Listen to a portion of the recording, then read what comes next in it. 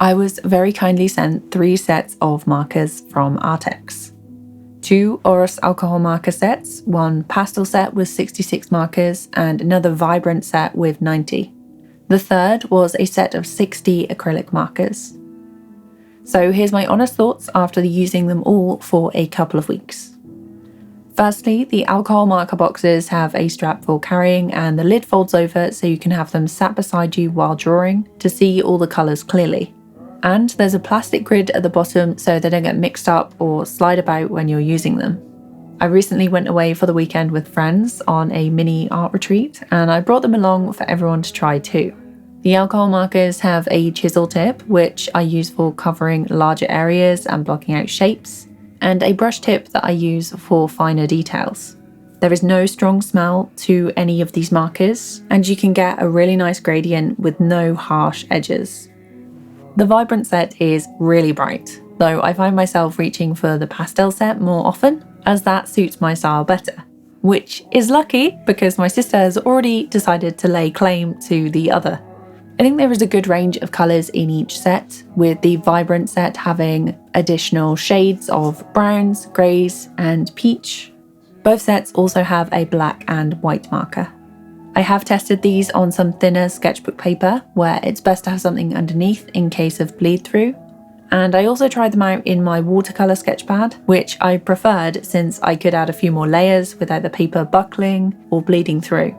Now, blending the pens went really well. I'm not someone who has used markers a lot previously, so I did have to look up a few videos and see if I was actually doing it right. But I ended up really enjoying it, and I'm definitely still learning, though I have made this, and some sketchy, colourful studies that I really liked. For me, I found it's best to test them all and then pick 3 or 4 similar shades to get a smooth blend. My favourite way to use the markers is to lay down blocky shapes with the chisel tip, add more detail with the brush tip, and then finer details with a coloured pencil or pen. The markers do dry quickly as well, so I wasn't waiting forever to finish my pieces. I feel like there's also quite a lot of juice in them, so they should last a while, and on thinner paper I do try to be quite accurate and quick when I lay down the colour to prevent bleed through. Now, as for the acrylic marker set, it's a little different. This box is layered and has 60 pens included. You have to shake them well before use, so the cover is more even and full. There's a small mixing ball inside each pen to help move the paint around, and me and my friends really enjoyed using these. The pens have a singular brush tip, which is really nice to use. You can mix and blend these, although I prefer using them as a solid colour or layering strokes, which I used to make this. Again, there is a good range of colours in this set and the paint comes out quite opaque. I had no problem layering dark on light or light on dark if I let them dry. And like the alcohol markers, they do dry fairly quickly, so I don't have to wait too long to finish. Recently, I've been trying to do things outside my normal digital art and pen on paper, and I've wanted to make a fruit shelf. I made a template and cut them all out of a soft wood that I then prepped with a white primer spray paint. This one is going to be a lemon. My plan is for it to have a small shelf at the front that I'm also going to paint to look like the lemon has been sliced. It's not going to hold anything very heavy, maybe just a small plant.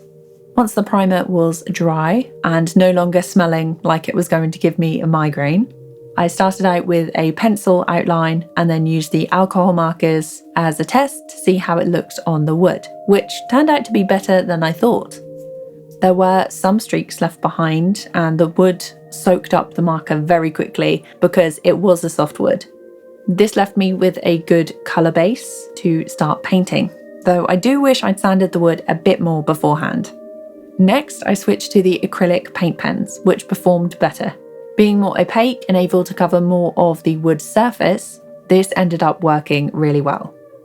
In places, some of the grain did show through, but I think it looked quite nice, and if I wanted to, I could add another layer of paint. It took a little more time for these to dry on the wood, so I could mix them more easily. Part 1 of this lemon shelf has turned out better than I expected, and I will be using the acrylic markers to paint the smaller shelf section later. Once I've painted the sides and let it dry, I'll be sealing it all with another spray that I have. Make the shelf section, drill a hole into the back, and get it up on my wall. So overall, I really like these marker sets by ARRTX, and I would buy them for myself or my friends and family.